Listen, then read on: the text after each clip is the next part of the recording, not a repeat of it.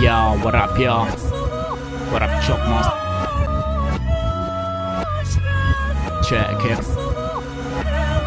Yo, kubusahlelwe iqiniso yena ngimina ngamandla uyagula ingakho mu-rap ungenamdlandla awukho dope urabisha just aselinda bagaxe gas no bars at all usabisa ngebest ma-rhymes akhanyisa ebusuku njengonyezi mujulwa ngokucula uqonda ngqo indaba we-fitness mujulwa ngokucula uhlezi usebenzisa isitezi mgodoke indina lakaqino lakho ukakayi mara sengarapha ngesijozi ibhari cava ngivari ngikhuluma nezentsheko umlomo uma uphambukela ngalaphansi ikhomo kuyareshwa rayithekeni yakho mihleli kabi yapheshwa lines after lines, rhymes after rhymes. My state don't care who you feel. Most of their favorites, they never been written rhyme with all after 7 lines. I woke up poetic, let me teach you how to do rap magic, how to rhyme lines after lines.